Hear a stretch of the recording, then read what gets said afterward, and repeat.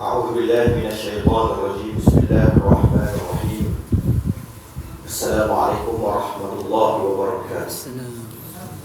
الحمد لله رب العالمين، والصلاة والسلام على أشرف الأنبياء والمرسلين وعلى آله وصحبه أجمعين. رب اشرح لي صدري ويسر لي أمري واحلل عقدة من لساني يفقهوا قولي. ربنا آتنا في الدنيا حسنة وفي الآخرة حسنة وقنا عذاب النار. اللهم انصر الإسلام والمسلمين في كل مكان وفي كل زمان يا رب العالمين. Kasih al-fadhil Kursi Majlis yang saya hormati dan saya kasihi seluruh rekan kuasa Asatizah di Ustaz Al-Abaqari, yang saya kasihi para ulama, pimpinan masyarakat setempat, ibu-ibu, ayah-ayah, saudara penterjemah, tuan-tuan, yang dikasihi sekalian. Hari ini alhamdulillah kita memanjatkan kesyukuran kita kepada Allah Subhanahu wa taala kerana kita dapat berkumpul dalam majlis yang ringkas ini untuk kita menyuntik semangat kita kembali kepada kecintaan dan kecintaan kepada bumi Palestin. Dan hari ini alhamdulillah saya berada di kalangan kalian, orang-orang yang cinta menciptakan kepada ilmu. Orang-orang yang setia di majlis-majlis pengajian, yang mengisi masa kalian dengan perkara-perkara bermanfaat, yang mana kumpulan-kumpulan seperti ini sukar untuk ditemui pada masa ini. Mungkin ditemui di tempat-tempat yang lain yang budaya keilmuannya sudah lama diterapkan. Saya orang Terengganu biasa ke Kusila, di Kelantan kita biasa dengan majlis-majlis seperti ini.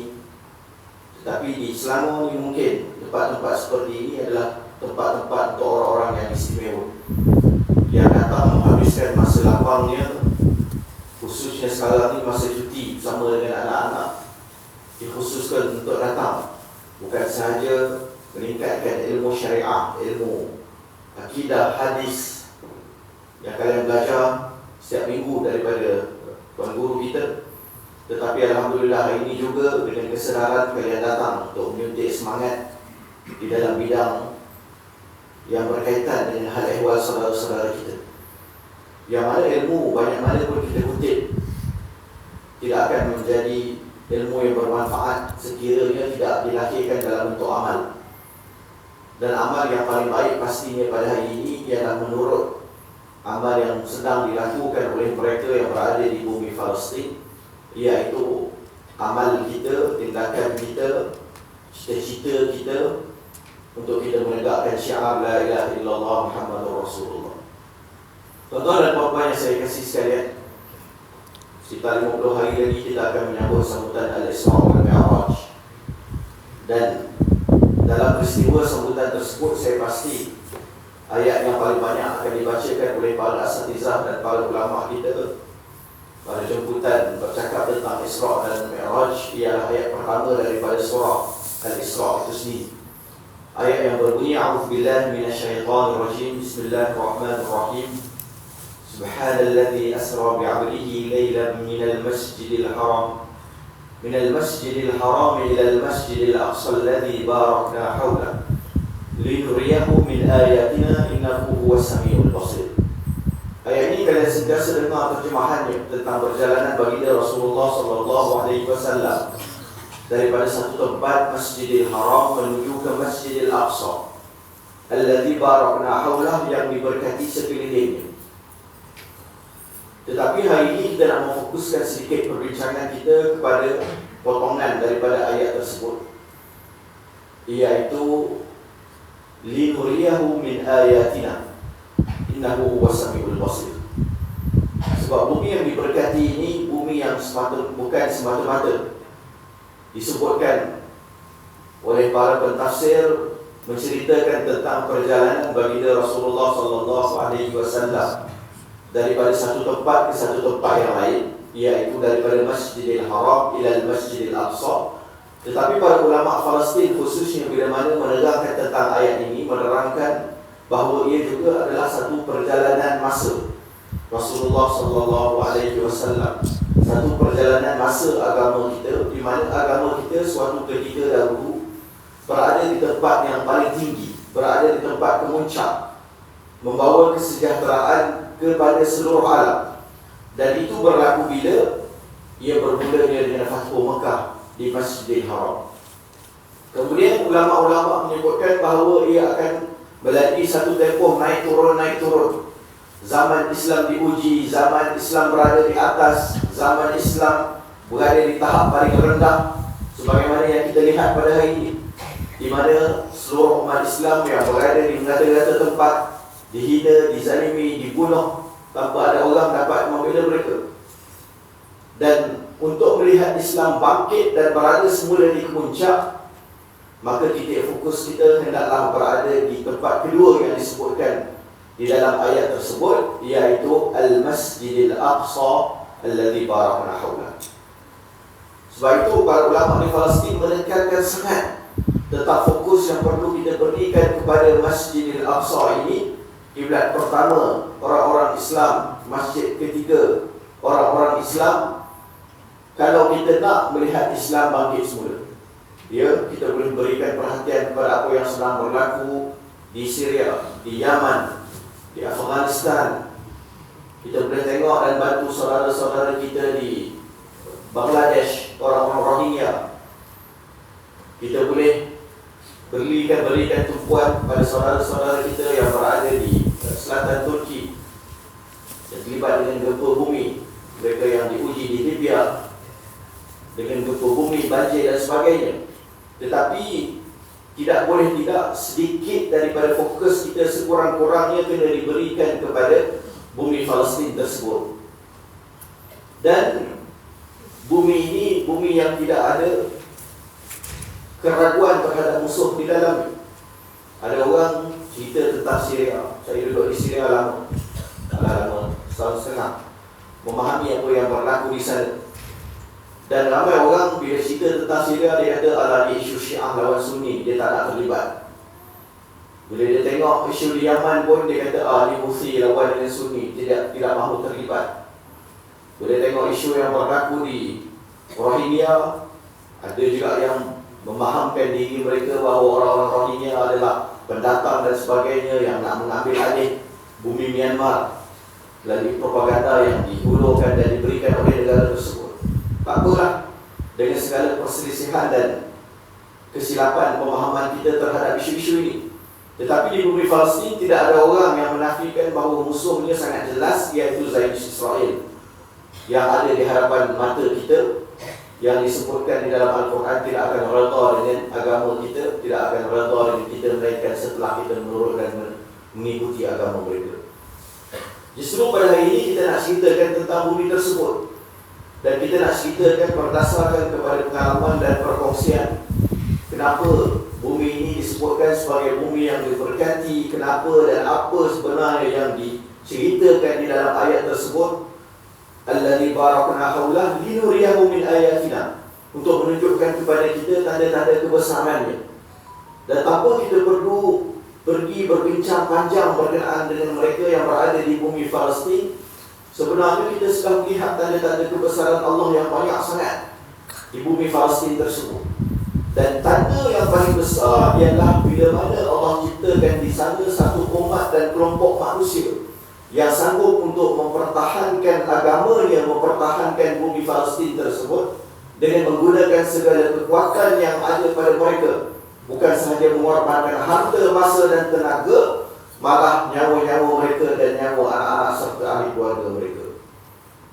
Itu tanda Islam yang sangat besar, tanda kehebatan Allah yang sangat besar. Di waktu orang lain sibuk dengan urusan dunia, dengan keluarganya, sibuk dengan kerja-kerjanya, ada lagi satu kumpulan manusia yang sanggup demi agamanya mempertahankannya dengan segala apa yang dia ada. Dan Alhamdulillah tuan-tuan dan puan-puan, dengan keikhlasan mereka, kesungguhan mereka, istiqamah mereka inilah Allah memberikan tanda-tanda yang lain yang menunjukkan bahawa perjuangan mereka benar. Allah berikan bantuan yang direct, yang susah kita nak nampak berlaku di tempat-tempat yang lain. Saya ingat dalam perang pada 2014 yang berlanjutan selama 51 hari. Ketika itu tuan-tuan dan puan-puan, saya berada di bumi Gaza. Tamat peperangan 51 hari, para jeneral Israel ditanya, kenapakah kamu tidak berjaya masuk ke dalam bumi Gaza itu yang sangat-sangat kecil? Kenapa kamu tidak berjaya tembus ke dalam bumi Gaza sedangkan kamu mempunyai persenjataan yang begitu canggih? Kamu mempunyai tentera-tentera yang terlatih, teknologi yang begitu terkedepan, nak dibandingkan dengan para mujahidin yang duduk di bumi Gaza, hanya mempertahankan bumi tersebut dengan kekuatan yang kecil dan dengan senjata-senjata yang mereka sendiri buat. Maka ketika itu jeneral-jeneral Israel ini menyebutkan apa, tuan-tuan dan puan-puan?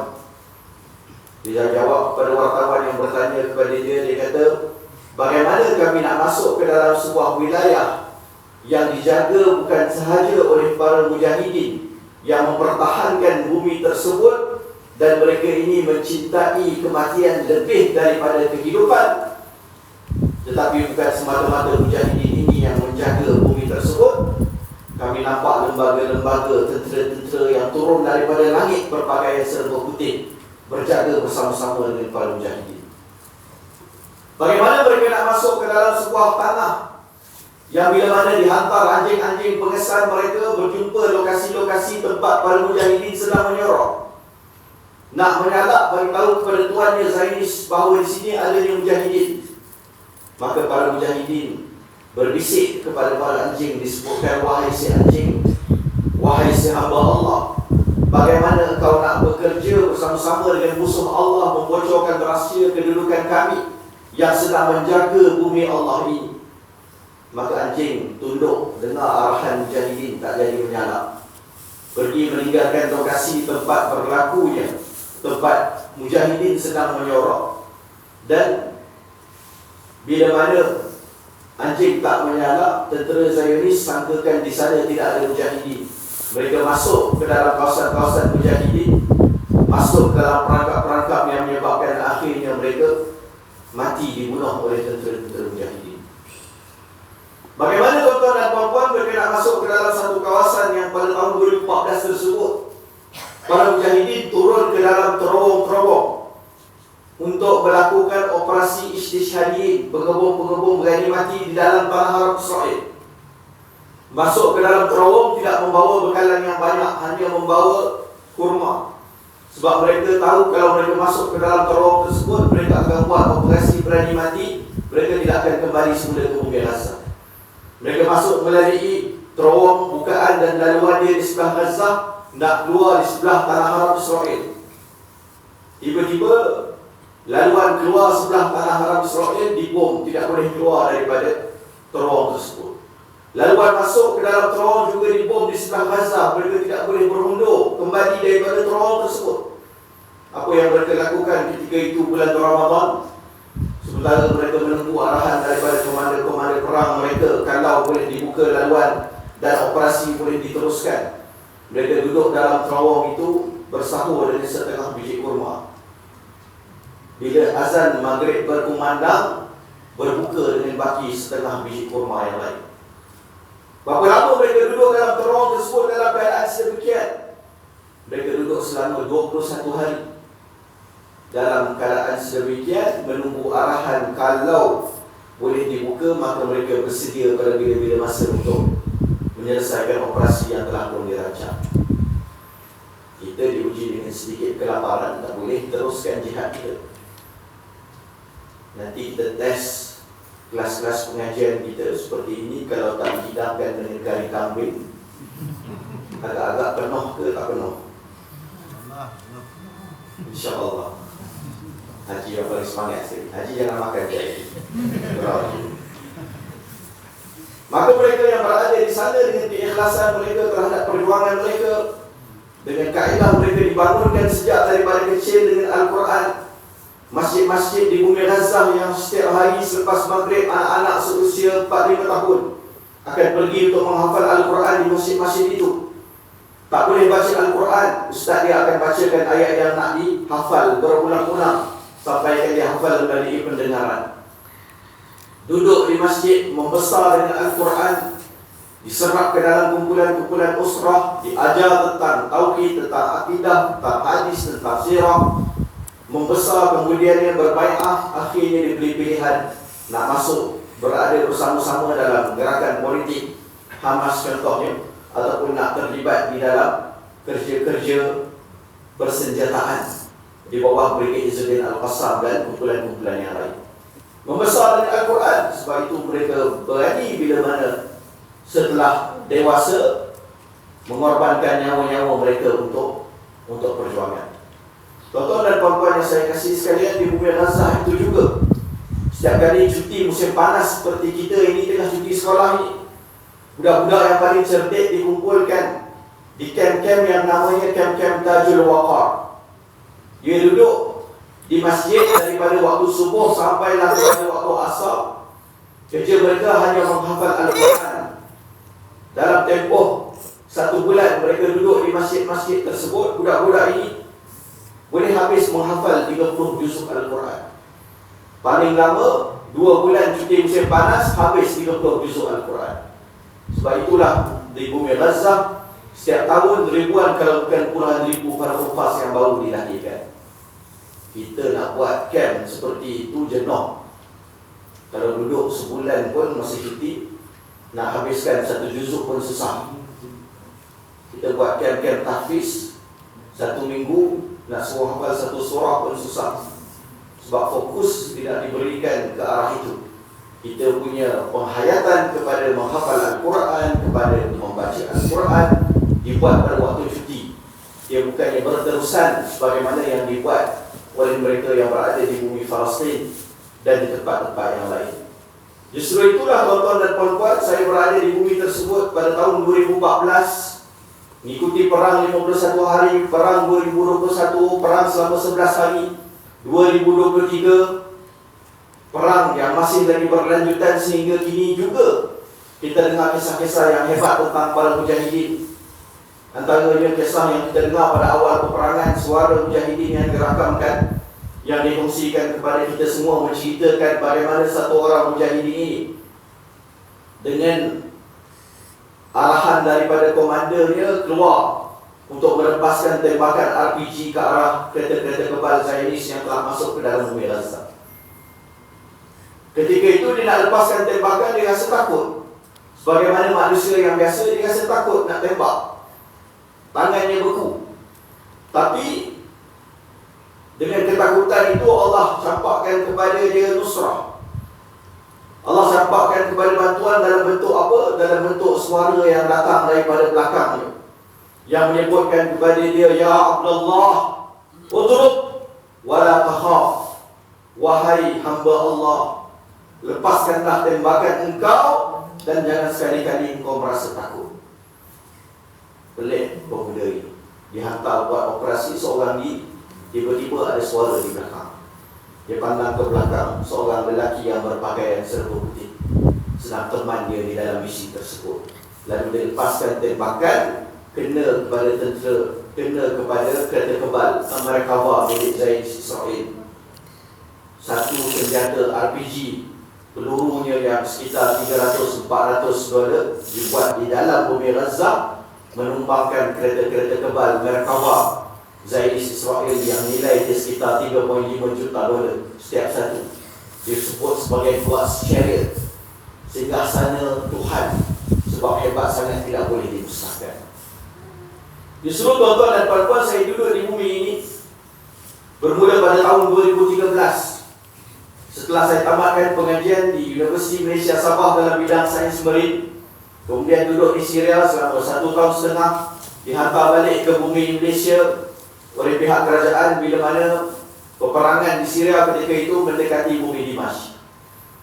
Saya duduk di Malaysia 2-3 bulan mengusahakan Persatuan Pelajar Malaysia Syria PPMS untuk membantu pelarian-pelarian Syria ketika itu.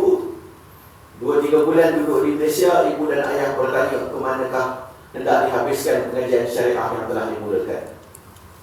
Mereka berikan kepada saya beberapa pilihan ketika itu.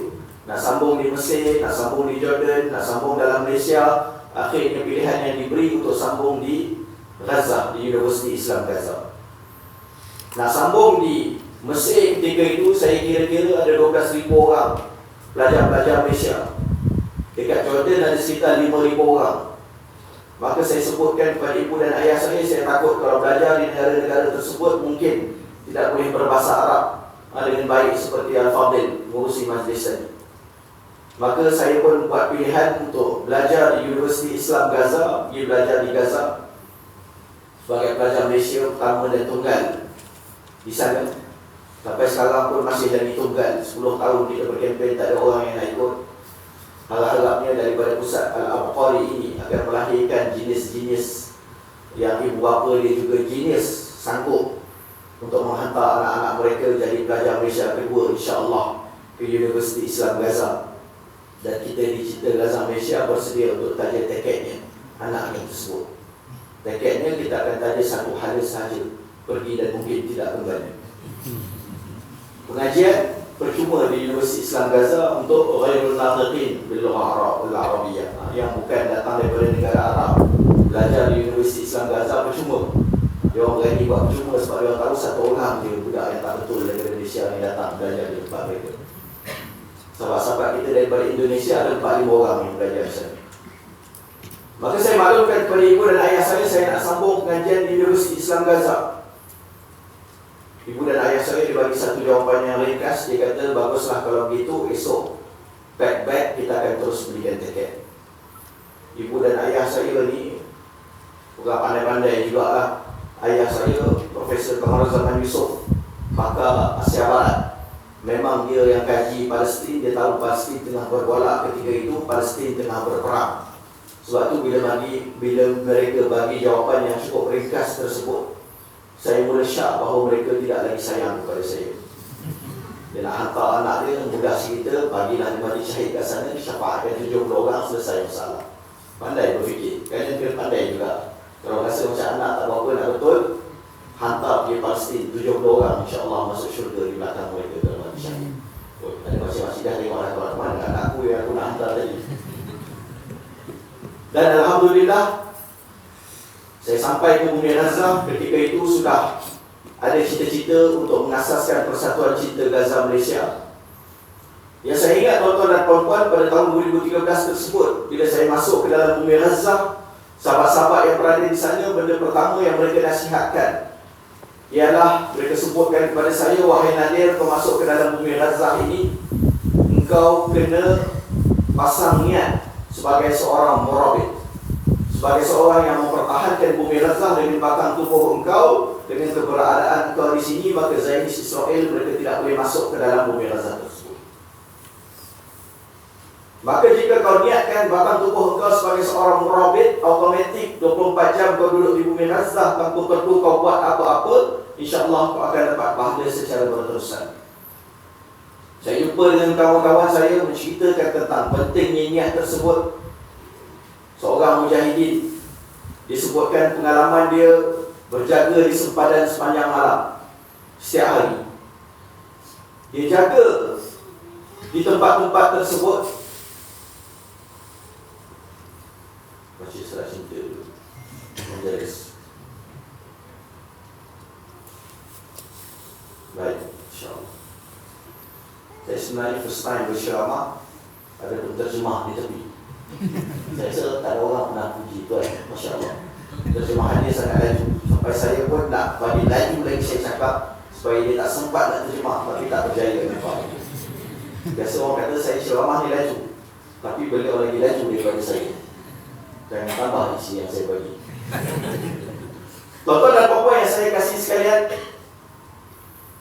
bila saya sampai di Bumi Gaza tersebut, duduk pada tahun 2013, jumpa dengan sahabat ini menceritakan tentang pengalaman dia. Dia sebutkan, aku setiap hari berjaga di sempadan. Tidak pernah aku berjaga di sempadan tersebut, tempat aku berjaga diserang oleh roket-roket daripada Zionis Israel. Tetapi satu hari aku keluar, tiba-tiba tempat aku jaga berlakunya letupan.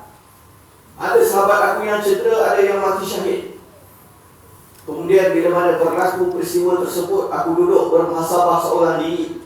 Aku fikirkan apa yang aku tak buat pada hari ini yang menyebabkan aku punya tempat pos kawalan diserang oleh musuh. Dia fikir-fikir apa yang dia tak buat. Rupanya setiap hari tuan-tuan dan puan-puan, bila mana dia keluar daripada rumahnya, dia akan niatkan, pada hari ini aku nak berjaga di sempadan untuk memastikan tentera Zionis tidak boleh masuk, tidak boleh menyerang Gaza.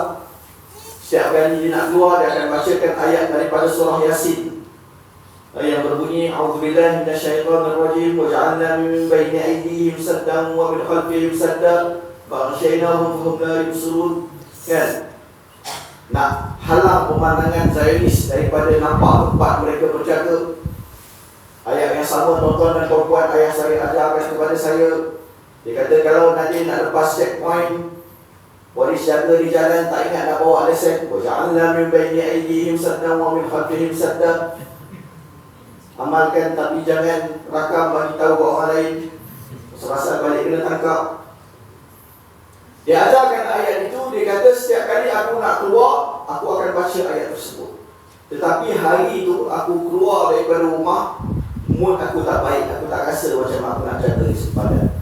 Aku lupa nak niat, aku lupa nak baca ayat tersebut.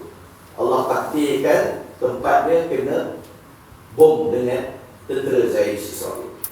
Ini hebatnya Bumi Gaza. Kita kalau datang program-program kuliah seperti ini, kalau tak ikhlas pun Allah dia tak bagi kita pengajaran direct balik terus accident. Tak kan? Kan ada yang pernah kena. paksa diri, tapi lupa nak niat datang ke pondok Al-Abqari, ke Ustaz Al-Abqari untuk jadi orang yang lebih cerdik dalam bidang agama, nak jadikan anak-anak juga semangat dengan isu-isu agama. Setiap hari niat, setiap minggu nak keluar niat. Hari ini terlupa nak niat, tuan guru pun tak ada, tiba-tiba nadir yang tak datang daripada mana pula yang nak datang, tak niat, balik accident, insyaAllah. Tuan-tuan dan puan-puan, kita dibagi ringan sikit, tak ada masalah. Saya rasa tuan guru kalau di ceramah mungkin kalian lebih menghayati, merasai, menjiwai. Saya ceramah ni kita bagi ringan sikit. Sebab nampak macam ada yang nak ngantuk-ngantuk kat belakang.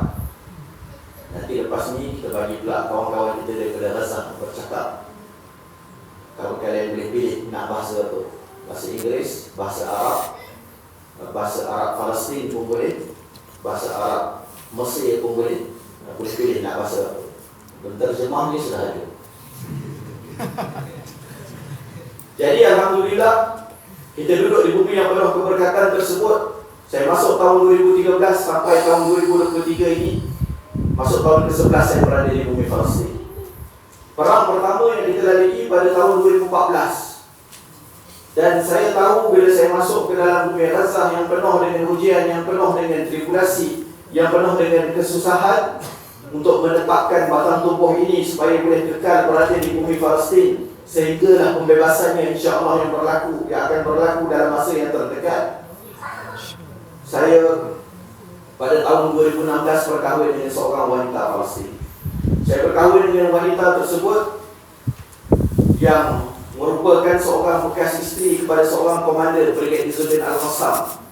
Suaminya syahid pada tahun 2008, meninggalkan di belakangnya 1 orang isteri dan 5 orang anak. Jadi saya kahwin alhamdulillah 1 orang dapat 5 free gift. Buy 1 get 5 free. Kahwin 1 orang isteri dapat 5 orang anak, yang saya anggap mereka adalah anak-anak saya sendiri, dan alhamdulillah selain itu dikurniakan 3 orang juga anak yang lain dan 1 orang cucu. Jadi saya sebenarnya Datuk Nadia Anduri. Datuk tu macam dalam bahasa Datuk Nadia Anduri. Dan alhamdulillah tuan-tuan dan puan-puan, saya duduk di bumi Gaza dalam suasana ia berada di dalam kepungan, yang mana ramai orang merasakan bahawa bumi Gaza hanya berada di dalam serangan, di dalam kepayahan dan keperitan di waktu peperangan. Sedangkan penduduk-penduduk yang berada di bumi Gaza, mereka ini duduk di dalam suasana tersebut sepanjang tahun, sepanjang usia mereka. Khususnya bila mana bumi Gaza telah dikepung pada tahun 2006, yang mana ia dikepung kerana kumpulan parti politik yang namanya Hamas menang di dalam pilihan raya pada tahun 2006, mengalahkan parti politik satu lagi yang namanya Fatah. Menang dalam pilihan raya, dihantar international observer, dihantar orang-orang untuk memantau perjalanan pilihan raya supaya dipastikan berlaku dengan penuh keterusan. Tetapi duka citanya tuan-tuan dan puan-puan, walaupun setelah menang, kemenangan mereka tidak diiktiraf. Mereka nak dihalau dan ditolak daripada memimpin bumi Palestin, yang mana mereka menang majoriti kerusi ahli parlimen, sepatutnya boleh perintah keseluruhan Palestin. Tetapi bila mana tidak diiktiraf, akhirnya tahun 2008-2007 tersebut berlakunya perang saudara di antara Hamas dan Fatah. 100 orang lebih kurang yang mati, dan ketika itu dihalau keluar semula Fatah yang kalah, pergi duduk di Ramallah di tepi barat dan berkuasa di sana.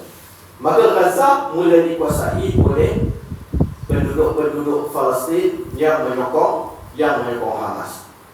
Sebelum kita pergi jauh, saya rasa ada baiknya saya perkenalkan kepada kalian beberapa wilayah yang ada di dalam bumi Palestin tersebut, supaya bila kita cerita tentang tepi barat, kita cerita tentang kepungan Gaza, kalian ada bayangan apa yang sedang berlaku di sana.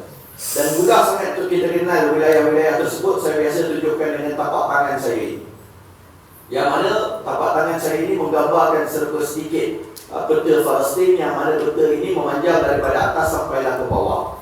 Di sebelah jari kelingking saya ini ialah kawasan yang namanya Gaza. Kawasan yang kecil namanya Gaza, sempadannya ialah dengan Mesir dan juga lautan Mediterranean. Sebelah sini sempadannya ialah dengan kawasan di tengah-tengah, iaitu kawasan Tanah Haram Israel yang menjajah Palestin sejak 1948. Di sebelah sini yang besar sikit ialah kawasan West Bank ataupun tebing barat, tempat terletaknya beberapa wilayah-wilayah yang lain. Dan sebagaimana yang kalian nampak dalam peta ini, dua kawasan Gaza dan juga West Bank adalah kawasan-kawasan yang dipisahkan. Bermakna orang yang berada di Gaza, mereka tidak boleh pergi ke West Bank, termasuklah mereka tidak boleh solat di Masjidil Aqsa yang terletak di tebing barat ini. Sebab itu tanya kepada saya, 11 tahun duduk di Gaza, berapa kali sembahyang di Masjidil Aqsa? Jawapannya kosong, sekali pun tidak pernah. Tanya kawan-kawan kita yang lahir di bumi Gaza, berapa kali sembahyang di Masjidil Aqsa? Tidak pernah dan tidak dibenarkan untuk cross tanah haram Israel tersebut untuk pergi sembahyang di Masjidil Aqsa. Masjidil Aqsa, West Bank, tebing barat, di sini penduduk Palestin duduk bersama-sama dengan penduduk Zionis. Maksudnya mereka bercampur. Sebab itulah bila kita dengar berlakunya operasi tikam, bila mana berlakunya cubaan melanggar dengan kenderaan pos-pos kawalan yang dijaga oleh Zionis Israel, itu hanya boleh berlaku di kawasan tebing barat. Tidak boleh berlaku di Gaza. Sebab apa? Sebab Gaza ini sejak daripada tahun 2005, semua orang Yahudi Zionis di dalamnya diarahkan keluar oleh pemimpin mereka Ariel Sharon, yang menyebabkan 100% orang yang berada di dalam bumi Gaza adalah orang-orang Palestin sahaja. Sama ada orang Palestin yang beragama Islam ataupun sekitar 1000 orang agama Kristian. Maksudnya apa? Bila mana berlaku peperangan ke atas Gaza, mereka yang berada di West Bank, mereka tidak boleh pergi bantu. Bila dengar serangan dan pencerobohan berlaku ke atas Masjidil Aqsa, kalian boleh faham secara automatik tidak boleh mujahidin yang berpusat dan membangun di Gaza pergi untuk membantu menghalang serangan yang sedang berlaku di kawasan Masjidil Aqsa tersebut. Maka bumi Gaza yang kita ceritakan ini, tuan-tuan dan puan-puan, sempadannya dengan lautan Mediterranean tidak boleh keluar lebih daripada 12 batu nautika. Sempadannya dengan kawasan tanah haram Israel dijaga dengan pagar-pagar pemisah dan dinding-dinding yang menyebabkan mereka tidak boleh langsung keluar daripadanya. Laluannya melalui jalan udara, satu-satunya airport yang ada telah pun dibuang belasan tahun yang lepas, tidak dibenarkan untuk dibangunkan semula. Jadi Gaza ini penduduknya berada di dalam apa yang disebut sebagai the biggest open air prison. Hanya ada satu jalan keluar daripada bumi Gaza, iaitu di sebelah selatan yang namanya pintu sempadan Rafah. Pintu sempadan Rafah ni antara Gaza dengan mana? Antara Gaza Palestin dengan bumi Mesir. 100% sempadan Rafah dijaga oleh Mesir, tidak ada kaitan langsung dengan Zionis Israel. Maksudnya bila Mesir nak buka sempadan, dia boleh buka. Bila mana dia nak halang, dia boleh halang. Dan dalam keadaan sekarang, pintu sempadan ini sebelum daripada peperangan hanya dibuka setiap hari, tetapi dibenarkan keluar 300 orang lebih kurang daripada bumi Gaza. Sedangkan 3 bulan terakhir sebelum daripada peperangan, orang yang nak keluar daripada pintu sempadan Rafah, jumlah mereka sekitar 40,000 orang. Saya duduk di bumi Gaza tahun 2015, 2016. Saya ingat bila saya nak keluar daripada bumi Gaza, ketika itu sempadannya lebih teruk. 3 bulan dibuka sekali. Bila dibuka selama 2 hari. Setiap hari dibuka, dibenarkan 300 orang keluar. Maksudnya setiap 3 bulan hanya 600 orang boleh keluar daripada bumi Gaza. Saya daftar masa itu nak keluar daripada bumi Gaza, dapat angka giliran lebih daripada 10,000. Jadi kalian kira sendiri berapa tahun masanya kita akan ambil masa untuk dapat keluar daripada bumi Gaza tersebut.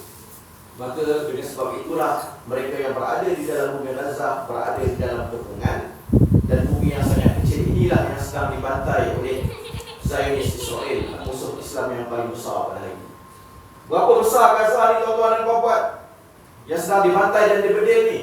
Daripada hujung sampai ke hujung, utara sampai ke selatan, panjangnya hanyalah sekitar 40 km sahaja. Daripada timur ke barat, lebar dia sekitar 9 km sahaja. Bermaksud keseluruhan kawasan Gaza hanya sekitar 360 km persegi sahaja. Lebih kecil daripada separuh Perlis, tetapi pada hari ini didiami oleh 2.3 juta orang. Tuan-tuan dan puan-puan yang saya kasih sekalian, bila dikepung tahun 2006, perang pertama berlaku di bumi Gaza tahun 2008. Namanya perang Al-Furqan, berlanjutan selama 21 hari. Kemudian perang kedua 2012, 7 hari. perang yang seterusnya 2014, 51 hari perang pertama yang saya lalui di bumi Gaza. Kemudian perang kecil pada 2018, 2021 perang 11 hari, hari ini perang 2023. Ramai orang bila ditanya kepada saya apakah pengalaman yang paling mengesankan berada di bumi Palestin, di bumi Gaza, mereka akan sangka saya akan cerita tentang pengalaman yang berada di hujung tanduk banyak kali di dalam perang-perang yang berlaku. Antaranya pada tahun 2014, ketika itu saya masih lagi bujang, duduk di bumi Palestin, duduk di kawasan yang namanya At-Tufah, duduk di tingkat 5 sebuah klinik, nama dia klinik Haifa. Saya duduk di tingkat 5 tuan-tuan, perang 51 hari tahun 2014. Setiap minit ada kawasan yang diledakkan dengan roket-roket Zionis. Maka ketika itu kita duduk di bangunan 5 tingkat ni, bila kita duduk di tingkat 5, bangunan ni kita akan terasa bergoyang macam kita bermain roller coaster. Dan kita tunggu bangunan kita bila dia nak tutup. Kita duduk ketika itu bulan Ramadan. Saya masih lagi bujang tapi dah biasa bermusafir. Alhamdulillah pandai masak sikit-sikit. Saya masak nasi putih dengan daging masak hitam. Nak berbuka puasa ketika itu. Tiba-tiba berlaku satu letupan yang sangat kuat.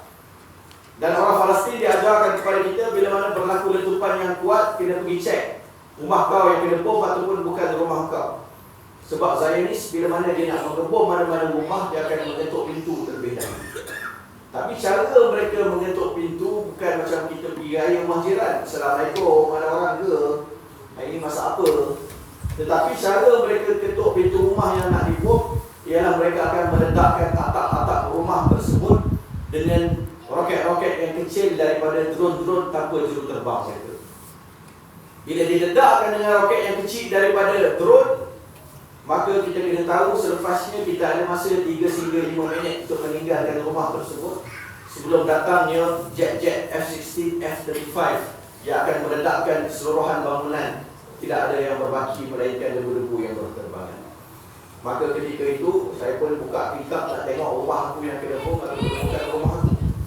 Alhamdulillah rumah sebelah saya yang kena bom, bukan rumah saya ketika itu. Bila bukan rumah saya yang kena bom, azan maghrib berkumandang, saya pun tutup tingkap, makanlah daging masak hitam yang telah dimasak. Esoknya turun, nak tengok tempat yang telah berlakunya letupan. Sebab apa dibom? Rupanya rumah kat sebelah rumah saya terbentuk satu lubang yang besar, di dalamnya ada pipe-pipe besi yang telah dimodifai oleh para mujahidin menjadi roket-roket mereka. Rupanya mujahidin ni tuan-tuan perempuan dia simpan roket dekat sebelah rumah saya. Tapi dia tak bagi tahu awal-awal. Kalau dia beritahu lama dah saya pindah ke rumah yang lain. Alhamdulillah Allah takdirkan roket-roket tersebut tidak meletup. Maka dapatlah kita berjumpa secara fizikal pada hari ini. Tidaklah saya datang mengganggu mimpi makcik-makcik di dalam mimpi kalian saja pada waktu malam. Habis perang 2014 tersebut, 1 bulan, 2 bulan hilang semangat orang Islam dan masyarakat antarabangsa untuk terus menyokong Palestin. Sebab itulah peristiwa yang paling mengesankan yang berlaku sepanjang saya duduk di bumi Gaza berlaku pada tahun 2018. Di mana para pemuda ketika itu mereka terpaksa merencana dan merancang tindakan-tindakan untuk menarik semula perhatian umat Islam kepada apa yang sedang berlaku di bumi Palestin. Habis perang 1 bulan, 2 bulan, orang lupa bahawa bumi Palestin masih lagi dijajah. Orang lupa tentang anak-anak yatim yang kehilangan ayah-ayah mereka yang setiap hari ditangisi, tempat bergantung sudah tidak ada. Orang lupa kepada para isteri yang walaupun setiap hari mereka melepaskan suami-suami mereka ke jalan jihad, mereka akan sebutkan kepada suami-suami mereka, "Awhabtuka lillah." Aku hadiahkan engkau kepada jalan Allah. Aku hadiahkan engkau untuk pengorbanan dan perjuangan pembebasan. Kalau mereka keluar mati syahid tak balik semula pun, aku telah redha. Tetapi dalam keredaan mereka ada kepahitan dan kesedihan yang mereka rasakan sebagai orang-orang biasa. Kita lupakan mereka semua. Sehingga kan orang-orang Palestin khususnya yang berada di Gaza tahun 2018 terpaksa melaksanakan satu perarakan aman yang dirancang yang namanya The Great Return March. Dalam bahasa Arab disebut sebagai Masirah Al-Audatul Kubra. Ketika mana itu puluhan ribu para pemuda berkumpul di sempadan-sempadan sepanjang Gaza dan tanah haram Israel. Mereka kumpul di 6 lokasi yang berbeza, berarak mendekati pagar-pagar pemisah tanpa membawa apa-apa senjata dan peralatan. Ketika itu saya berada bersama-sama dengan mereka. Setiap kali mereka melakukan Allahu Akbar, maka mereka akan ambil satu langkah ke hadapan. Dilakukan Allahu Akbar, maka diambil lagi satu langkah ke hadapan. Di sebelah kanan saya, kawan-kawan saya yang saya panggil mereka sebagai unit tayar. Sebab apa? Sebab mereka ini bawa tayar-tayar, lari ke barisan paling hadapan, dibakar tayar-tayar tersebut. Tujuan dia ialah untuk memastikan asap hitam yang tebal yang keluar daripada tayar menghalang pemandangan sniper-sniper Zionis daripada nampak pemuda yang sedang mara ke hadapan. Di sebelah kiri kita ada kawan-kawan yang kita panggil mereka sebagai unit pagar. Mereka bawa tali-tali yang panjang dipasangkan dengan cangkuk besi, lari ke arah pagar-pagar pemisah. Pasangkan cangkuk besi tersebut, ditarik beramai-ramai nak dijatuhkan, tetapi tidak pernah berjaya kerana ada banyak lapisan di antara Gaza dan tanah haram Israel tersebut. Ketika itulah tuan-tuan dan puan-puan, saya melihat kepakaran yang ada pada tentera-tentera Zionis, khususnya sniper-sniper mereka, yang diberikan satu tugas yang khusus ketika itu, bukan untuk membunuh seramai mungkin para pemuda, tetapi untuk mencacatkan seramai mungkin yang boleh dicacatkan, supaya mereka tidak lagi boleh bangkit berjuang menentang penjajahan yang sedang berlaku ke atas negara mereka. Ketika itu tuan-tuan, saya lihat satu orang sniper Zionis dengan satu butir peluru mampu menumbangkan 3 orang pemuda. Ditembak kaki lelaki yang pertama, pelurunya tembus masuk ke dalam kaki pemuda yang kedua. Tembus kaki pemuda yang kedua, masuk ke dalam kaki pemuda yang ketiga. Barulah peluru tersebut berhenti. Ketiga-tiga orang pemuda tersebut tumbang. Ketika itu saya berada di belakang pemuda yang ketiga. Jadi tuan-tuan dan puan-puan, kalau nak sampai ke bumi Gaza nanti, kalau nak ikut perarakan, pastikan sekurang-kurangnya ada 3 orang di hadapan.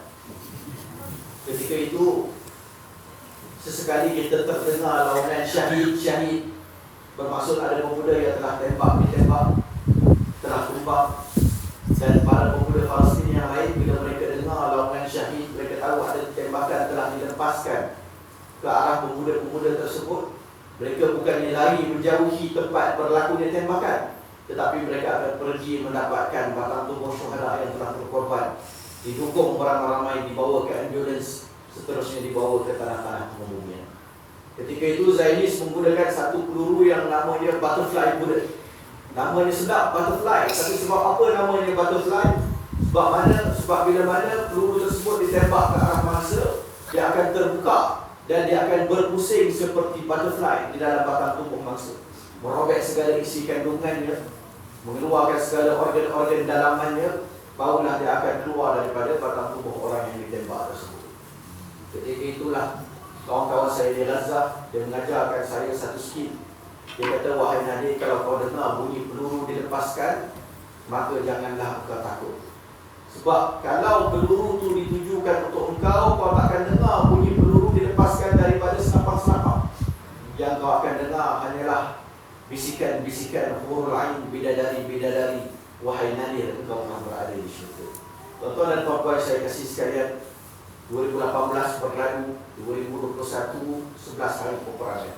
2023 pada hari ini adalah peperangan yang paling besar yang menempuh sejarah, bila mana para mujahidin pertama kali berjaya menembus masuk ke dalam tanah haram Israel, melakukan serangan secara ofensif, di mana sebelum daripada ini mereka hanya bertahan secara defensif, berjaga di sepanjang sempadan-sempadan di antara Gaza dan tanah haram Israel. 7 Oktober tersebut, sekitar jam 6.30 pagi waktu Gaza, di Malaysia sekitar jam 12.30 tengah hari, saya sudah berada di Malaysia ketika itu 33 minggu, hampir sebulan, duduk bersama-sama dengan rakan-rakan menguruskan program advokasi. Tiba-tiba tengah hari itu masuk berpuluh-puluh mesej WhatsApp ke dalam telefon.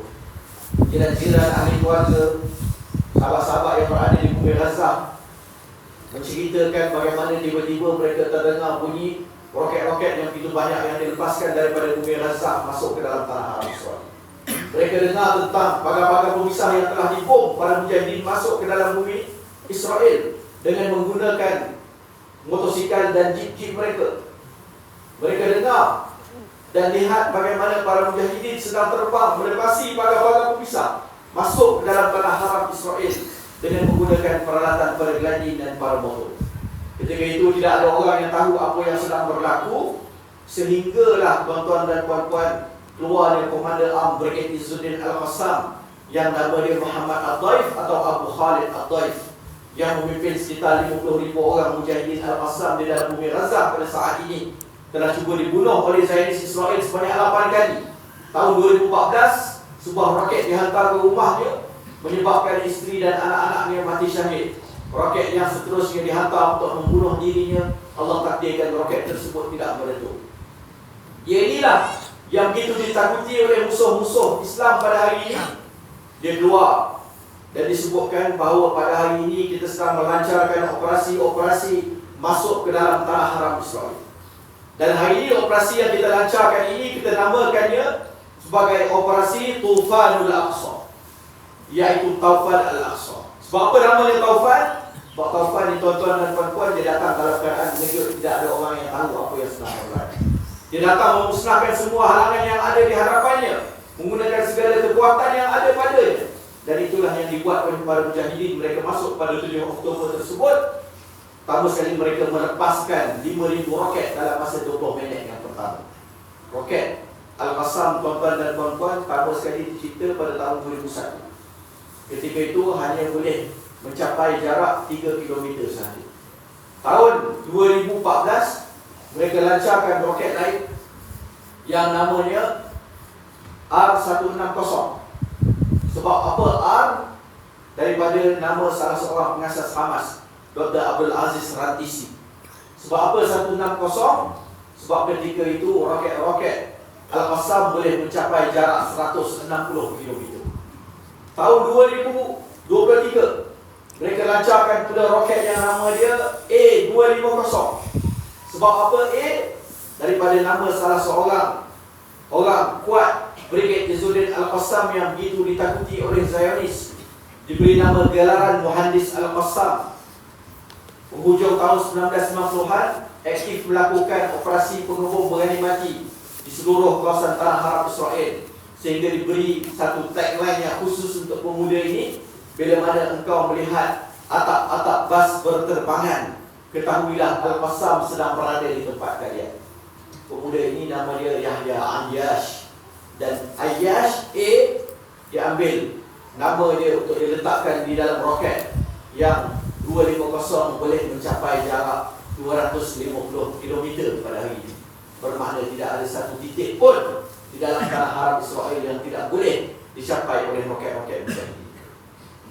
Mereka hantar unit-unit baru yang mereka perkenalkan, yang dikenali sebagai unit Eagle Unit Wahdatus Saqr, yang mana dengan peralatan paramotor dan paragliding yang ringkas, mereka boleh tembus sistem defense yang begitu canggih oleh pihak Zionis Israel, melepasi pagar-pagar pemisah masuk ke dalam tanah haram Israel.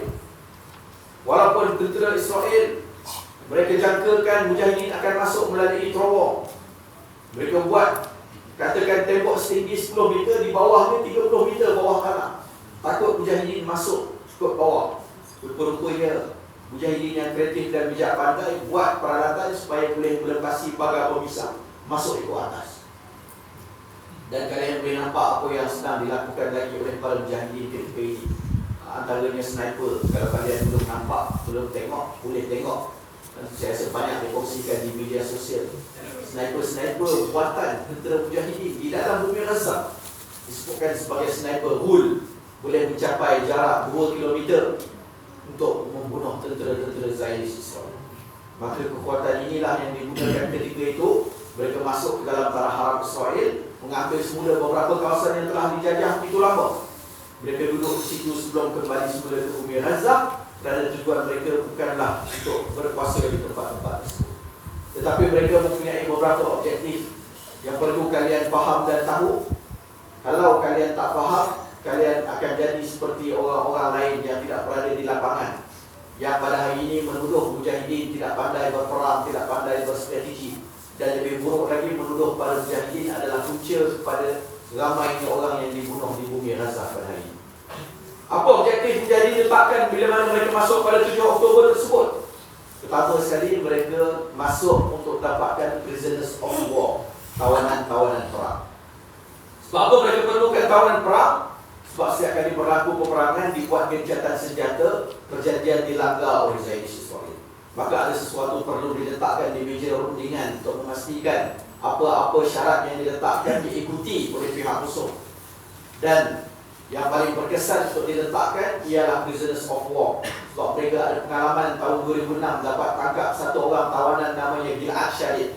Ketika itu Gilad Shalit ditangkap melalui terowong, dibawa semula ke bumi Gaza, dijaga selama 5 tahun. Tali barut Israel tak dapat tahu dia di mana. Teknologi canggih mereka, sistem pengawasan mereka, drone yang kawal 24 jam di atas kepala-kepala orang Gaza, tak tahu di mana Gilad Shalit disorokkan.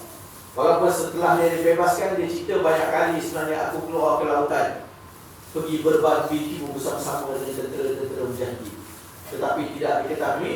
Dan akhirnya tahun 2011 Zionis Israel terpaksa tunduk pada satu prisoner exchange deal yang namanya Safah Wafa'ul Ahrar, yang mana ketika itu satu orang Gilad Shalit ini ditukarkan dengan 1,100 orang tentera ataupun penduduk-penduduk Palestin yang berada di dalam penjara-penjara Zionis Israel ketika itu.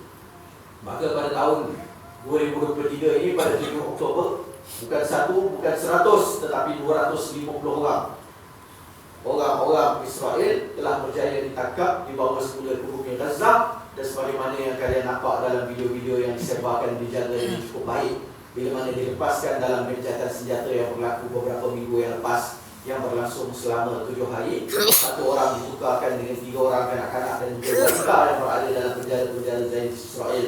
Bila mana mereka keluar, mereka sebut bahawa anak kami yang ditangkap bersama dengan aku dilayan dengan begitu istimewa sehingga diberi gelaran sebagai princess. Ada yang sempat bawa anjing dia ke dalam bumi Gaza. Para Mujahidin bincang nak bagi anjingnya ikut tetap. Last-last Mujahidin bagi anjingnya ikut. Dia ceritakan bagaimana dilepaskan masuk semua dalam tanah haram Israel. Anjingnya, najis-najis dia dibersihkan oleh para Mujahidin untuk memastikan tahanan-tahanan yang lain tak rasa terganggu dengan najis daripada anjingnya. Diceritakan oleh anak-anak yang lain yang ditangkap bagaimana mereka diberi makan buah-buahan, bagaimana mereka diberi makan manisan, sedangkan anak-anak Mujahidin sendiri, tuan-tuan dan puan-puan, sedang berada di penghujung nyawa mereka kerana kelaparan dan kehausan. Maka inilah akhlak Mujahidin yang menyebabkan pada hari ini naratif yang kita nampak menyokong isu Palestin di seluruh dunia. Sebab kedua, mereka lakukan serangan pada 7 Oktober untuk menghentikan dan menggagalkan cubaan normalisasi oleh sebuah negara Arab yang sangat besar, hebat dan berpengaruh. Yang mana kalau dia buat normalisasi, negara Arab yang kecil-kecil akan ikut. Tetapi bila mana berlaku serangan ke atas tanah haram Israel dan serangan balas yang teruk daripada Zionis Israel, maka negara ini mereka malu sendiri dan sebutkan bahawa kami telah menghentikan usaha normalisasi, kami akan bersama-sama dengan perjuangan Palestin. Negara ini negara mana? Berkecita dengan negara yang diberi tanggungjawab untuk menjaga 2 kota suci dan masjid suci orang Islam, iaitu Al-Haramain Asy-Syarifain, Masjidil Haram dan Masjid Nabawi. Negara ini adalah negara Arab Saudi. Yang ketiga, objektifnya tuan-tuan dan puan-puan, mereka masuk ketika itu sebab mereka telah pun membuat bacaan. Sebenarnya selepas 7 Oktober, Zionis akan melakukan serangan yang dahsyat ke atas bumi Gaza kerana mereka memerlukan sokongan politik di dalam pilihan raya yang akan berlangsung pada tahun hadapan. Gaza, setiap kali berlaku pilihan raya di Israel, akan berlaku serangan kerana Gaza ini adalah kuda tunggangan mereka, yang menyebabkan mereka terpaksa buat serangan untuk tunjukkan kepada rakyat bahawa kamilah yang mampu mempertahankan kalian. Kamilah yang mampu menyelamatkan kalian daripada musuh yang sentiasa nak menghapuskan kalian. Maka sebelum mereka sempat buat serangan ke atas Gaza, penganalisa perang, pakar-pakar strategi di dalam kalangan para Mujahidin, mereka melakukan serangan terlebih dahulu masuk ke dalam bumi tanah haram Israel dan berjaya mencapai objektif-objektif lain yang disebutkan. Maka timbullah satu soalan yang terakhir, tuan-tuan dan puan-puan. Adakah penduduk-penduduk Gaza mereka redha dengan tindakan para Mujahidin tersebut? Adakah pada hari ini mereka redha 20,000 orang yang mati syahid sejak daripada 7 Oktober yang lepas? Adakah mereka rela bangunan rumah mereka dimusnahkan? Lebih daripada 300,000 buah rumah yang telah dimusnahkan. Lebih daripada 200 buah masjid yang hapus. Lebih daripada 2.1 juta orang yang terpaksa berpindah ke tempat-tempat yang lain daripada rumah-rumah mereka yang asal. Adakah mereka rela dengan semua tindakan yang dilakukan oleh mujahidin yang kononnya menjadi sebab serangan balas oleh Israel ke atas bumi Gaza pada hari ini? Jawapannya tuan-tuan dan puan-puan ada pada sahabat-sahabat saya, orang-orang Gaza yang saya bawa daripada Gaza. Kami keluar sekitar 3 bulan yang pas daripada bumi Gaza. Bila kami keluar daripada bumi Gaza, berlakunya peperangan dan menyebabkan sempadan ditutup. Kami tak dapat balik dari bumi Gaza.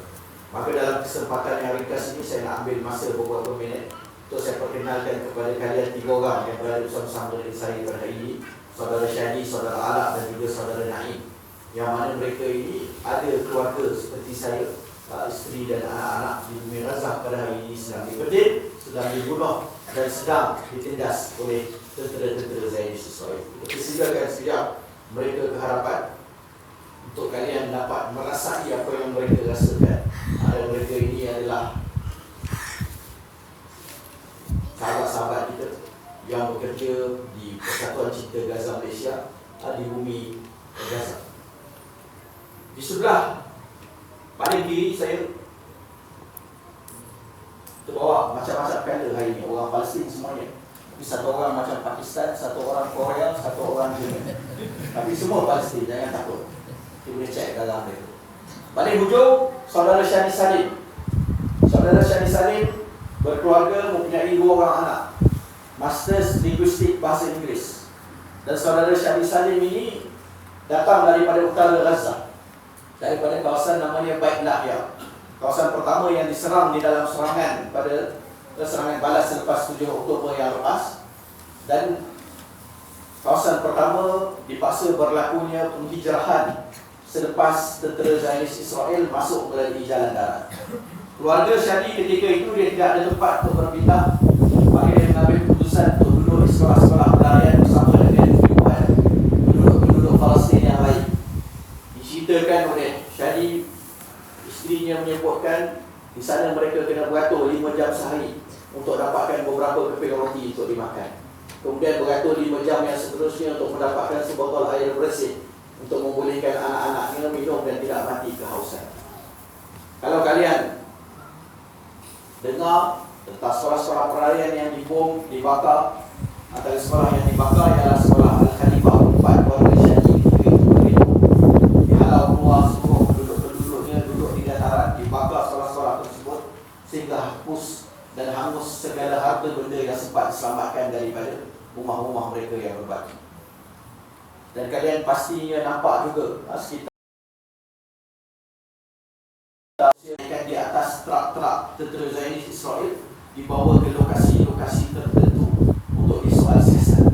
Antara yang ditangkap ketika itu ialah ayah dan kembar dari saudara Syadi. Alhamdulillah telah dilepaskan, tetapi keluarga mereka pilih hidup berantakan. Ayahnya di sekolah lain, anaknya di sekolah lain, isterinya di tempat yang lain. Di sebelahnya, Saudara Alak Mansur juga berkahwin, mempunyai 2 orang anak, masters di dalam bidang pengurusan dan media, orang yang bertanggungjawab ke atas pusat kemanusiaan kita ataupun kerja-kerja humanitarian kita di bumi Gaza. Saudara Alak, satu hari kami sedang berceramah di Pahang, tiba-tiba dapat mesej bahawa rumah tempat isterinya berlindung sebelahnya dibom oleh Zionis Israel. Bila mana dibom, rumah mereka turut terkesan. 1 jam dia menunggu berita anak-anaknya masih lagi bernyawa ataupun tidak. Alhamdulillah selepas 1 jam dimaklumkan bahawa kedua-dua anaknya selamat. Isterinya dapat dikeluarkan daripada bawah runtuhan dalam keadaan cedera tetapi masih lagi bernyawa. Ayah Alak ni dah beberapa tahun mengidap kanser. Keadaannya semakin lama semakin nazak. Bumi Gaza bersahari. Lebih 1 bulan telah janji untuk dibawa keluar untuk terus mendapatkan rawatan di luar daripada Gaza, sehingga kini masih belum lagi dapat dibawa keluar. Dan ahli keluarganya setiap hari berhubung dengan Alak memaklumkan bahawa ayahnya sedang mati sedikit demi sedikit. Di sebelah saya, sebelah kiri, Saudara Naim, yang mana Naim memulakan pengorbanannya untuk bumi Gaza bukan pada tahun 2023, tahun 2008 telah menghadiahkan ayahnya untuk perjuangan. Ayahnya seorang komandan besar Brigade Sudin Al-Masam PDK sedang menyiapkan laluan nak masuk ke dalam tanah haram Israel. Tiba-tiba tempat operasinya dibom oleh Zionis. 6 bulan terakhir, ayah Naim tidak balik ke rumah, sibuk dengan kerja-kerja jihadnya. Sampaikan satu malam barulah dia balik, bawa dengannya satu beg plastik berisi shawarma dan juga anggur. Dia bawa shawarma ketika itu tak cukup untuk dirinya, tak cukup untuk isterinya, hanya cukup untuk anak-anak. Kerana shawarma dia agak makanan yang agak mewah untuk orang-orang Palestin yang tidak berduit. Dan itulah niat para mujahidin di sana. Mereka yang bertopeng bukan semata-mata untuk menjaga keikhlasan dan keselamatan mereka, tetapi juga untuk menjaga keikhlasan mereka. Mereka ini jaga di sepanjang sempadan, sepanjang malam, dan di sebelah pagi mereka mempunyai kerja-kerja hakiki mereka. Saya ingat satu hari satu rombongan datang berjumpa dengan para mujahidin di perbatasan. Ketika itu mereka bawa bersama-sama dengan mereka makanan diberi kepada para mujahidin untuk makan malam. Diagihkan makanan kepada para mujahidin. Tiba-tiba ada satu orang mujahidin ambil makanan, dia letakkan dalam bagnya, dia tak nak makan. Bila mana dia tak makan, maka orang rombongan yang datang bawa makanan rasa kecewa. Dia kata, kenapa mujahidin ni tak nak makan makanan yang aku bawa? Berjumpa dengan ketuanya, tanya ketuanya sebab apa dia tak nak makan. Lalu ketua ni bercakap dengan pemuda ini sebutkan apa? Dia kata, aku minta maaf sangat, tapi malam semalam selepas isyak bila mana aku keluar untuk berjaga di sempadan, aku punya isteri dan anak-anak tidak ada makanan untuk dimakan. Mereka belum makan sampai sekarang. Bila kau bawa makanan, aku tak sanggup untuk makan seorang diri. Maka aku simpan makanan tersebut. Nanti selepas azan subuh berkumandang, habis shift untuk aku jaga di sempadan ini, aku akan bawa makanan aku, bawa balik ke rumah, aku akan potong-potong untuk kami makan bersama-sama. Ini mujahidin yang sedang menjaga di sempadan, mewakili 1.8 bilion umat Islam, termasuklah kita. Maka ayah pada Naim ini dia balik ketika itu setelah 6 bulan tidak berjumpa dengan keluarganya, bagi makan kepada anak-anaknya, bermain dengan anak-anaknya, berjumpa dengan isteri. Akhirnya dia panggil Naim untuk duduk di sebelah dia. Naim masa tu umurnya 8 tahun. Disebut kepada Naim, wahai Naim, aku nak bagi tahu kepada kau satu rahsia. Naim seronok, ayahnya 6 bulan tak jumpa, tiba-tiba nak bagi tahu rahsia, mesti ada sesuatu yang nak dikongsikan. Apa yang dikongsikan oleh sang ayah disebutkan kepada Naim, wahai Naim, besok aku akan mati syahid. Terkejut budak 8 tahun, 6 bulan tak jumpa dengan ayah, tiba-tiba dikhabarkan bahawa esok ayahnya nak mati syahid. Dia nak bangun bagi tahu ibunya di dapur apa yang disebut oleh si ayah. Ayah ditarik balik tangan dia. Ayah dia kata kepada dia, wahai Naim, apa yang aku khabarkan kepada engkau adalah berita untuk orang lelaki sahaja. Jangan sekali-kali kau bagi tahu kepada orang lain melainkan setelah aku betul-betul mati syahid. Maka ayah dia berwasiat kepada Naim. Dia kata, pertama sekali jaga ibu kau, jaga adik-adik kau, pastikan mereka tak rasa seperti mereka kehilangan seorang suami dan juga seorang ayah. Yang kedua, jaga Al-Quran, pastikan engkau membaca di setiap hari. Sebab sebaik saja engkau meninggalkan Al-Quran, hidup engkau akan berada di dalam kegelapan.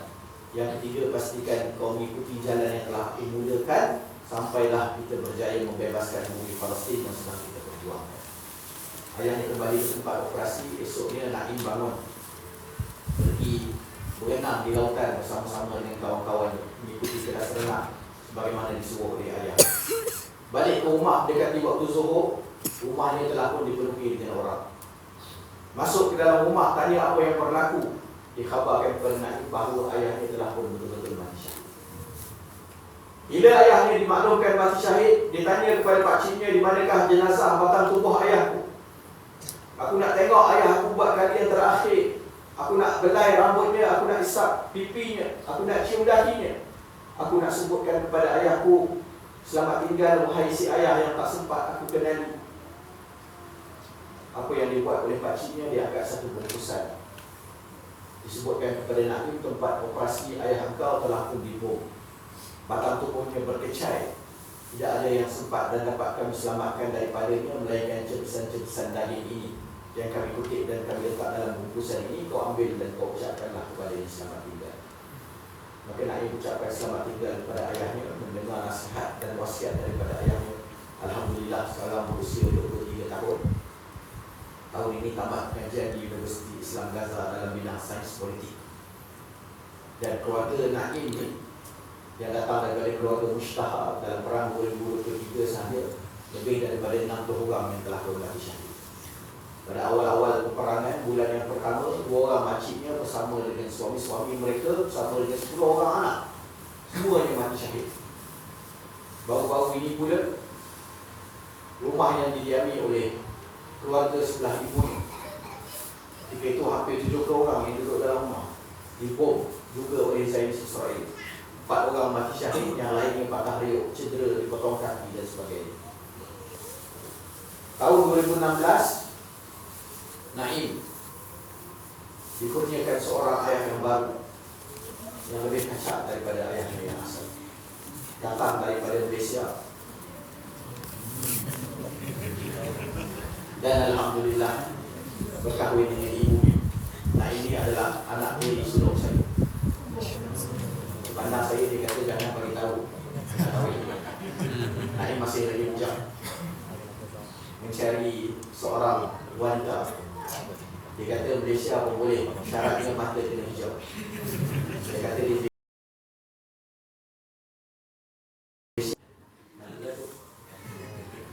Islam belajar bahasa Melayu, tetapi cikgu yang mengajar mereka diuji oleh kawan-kawan kita ni. Orang Gaza ni kadang-kadang dia nakal juga. Tak boleh, dia bukan orang kata orang biasa-biasa. Bila dia orang tak suka dengan kaedah cikgu tu mengajar tak sesuai dengan mereka, dia test cikgu tu. Dia kata, cikgu, dia orang tahu kata anak ayam dalam bahasa Melayu. Dia kata, cikgu, ayam ni apa cikgu? Dalam bahasa Inggeris, cikgu dia kata kitchen. Orang pun kata, oh biasa tak nak cikgu dia tukar cikgu lagi. Jadi Alhamdulillah, sahabat-sahabat kita ini berada di hadapan kita pada hari ini, berkongsi semangat mereka dan berkongsi perjuangan mereka dengan kita. Dan diharapkan kalian ini orang-orang yang sangat dekat dengan syurga. Bayangkan, satu orang boleh bawa masuk 70 orang syafaat. Kerana hari ini ada 60 orang yang dah mati syahid. Saudara Allah, saya sedalam 20 orang ahli keluarganya mati syahid. Yang sebelah saya pun lebih kurang macam tu juga. Jadi mereka ada ribuan slot-slot kosong untuk tarik kita masuk ke dalam syurga. Maka insyaAllah kita ambil peluang tersebut selepas ini sambil-sambil pakai kambing. Bolehlah berkenalan dengan mereka, bolehlah beramah mesra dengan mereka dan biarkan mereka rasa atau bersamaan kita dengan mereka.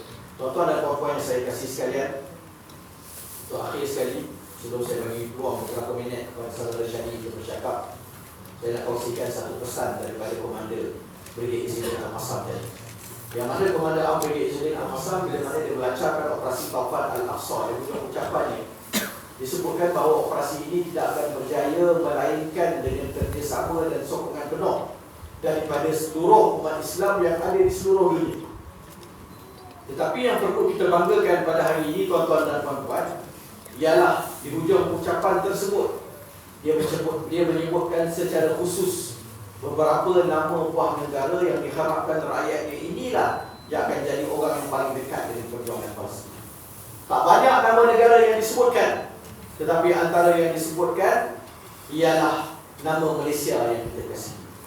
Bayangkan di hujung dunia kita berada dengan kuasa ekonomi dan politik yang taklah sehebat mana, tetapi disebutkan oleh pemimpin para mujahidin bahawa semangat kalian diperlukan, sumbangan kalian diperlukan, doa kalian diperlukan, boikot kalian diperlukan untuk memastikan mujahidin operasi mereka berjaya dan rakyat yang berada di sana dapat terus bertahan sehinggalah kepada penghujung perjuangan mereka.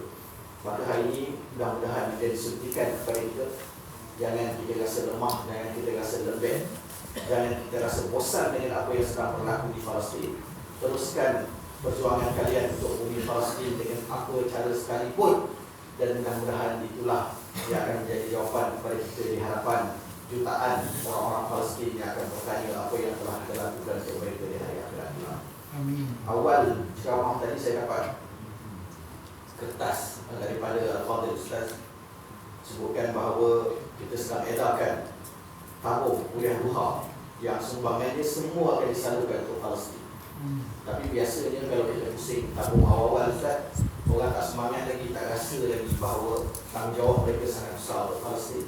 Maka dia izin, mungkin kita boleh bedakan sekali lagi tabung. Kalau tadi sumbang untuk kuliah Doha, dah jadi untuk Palestin insyaAllah. Tapi pastinya tidak cukup untuk Palestin. Apa sahaja yang kalian boleh sumbangkan yang memberatkan poket-poket kalian pada hari ini, emas-emas, makcik-makcik yang memberatkan tangan kita untuk diangkat berdoa, cincin-cincin kita, apa sahaja yang boleh kita letakkan dan disumbangkan untuk memberatkan insyaAllah neraca timbangan kita di hari akhirat kelak. Apa yang kita letakkan kita akan temui insyaAllah di hari akhirat. Dan kami di pihak Pecinta Gaza Malaysia dan sahabat-sahabat Palestin memohon maaf di atas segala kekurangan. Saya nak beri ruang 5-6 minit kepada saudara Syahdi untuk menyampaikan hasrat yang bercakap sedikit kepada kalian. Mudah-mudahan ada peluang kita bertemu pada masa-masa yang akan datang. Sebelum kita tamatkan insyaAllah dengan bacaan doa daripada saudara Naim Syahab. Boleh? InsyaAllah.